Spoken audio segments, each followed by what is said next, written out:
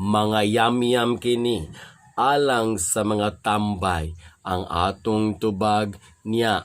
Okay ra ka, uyamot maluluyon nga kapalaran kining mga tambay imong panabangan nga mangita nagpanginabuhian aron sa ilang pamilya aduna sila'y ikatabang ang atong tubag niya. Okay ra ka, sa matag adlaw sa ilang pagmata, siging galuya, siging walay gana, mutindog diretsyo sa kusina, ug walay sudan, masuko pa ang atong tubag.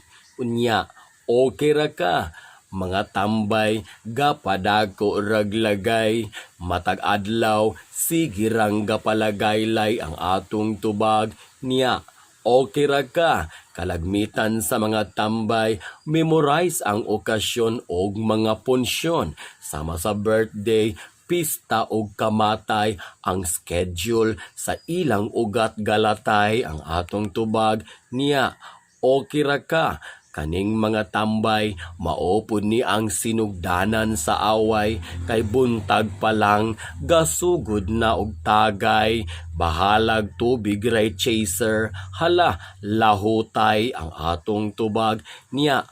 Okay ra ka, ang mga tambay, power o kusgan, kay miskag walay kwarta, matingala ka, nga kada adlaw hubog ang inatay ang atong tubag niya. Okay ra ka, naay mga tambay nga sa kinabuhi wala ray lahay, gasalig sa ipadala nga kwarta sa ilang mga nanay. Oy, kahayahay ba ang buhay ang atong tubag niya?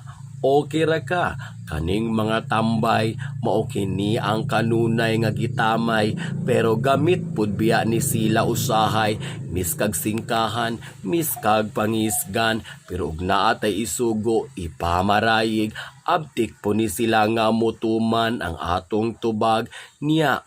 Okay ra ka, tinuod nga ang mga tambay pabugat sa pamilya, kay walay ikatampo, mga walay kwarta, ug mulakaw ka, imo pud biya silang masugo, imong mabinlan ug masaligan nga ang balay bantayan aron sa mga kawatan malikay ug walay mawala ang atong tubag niya.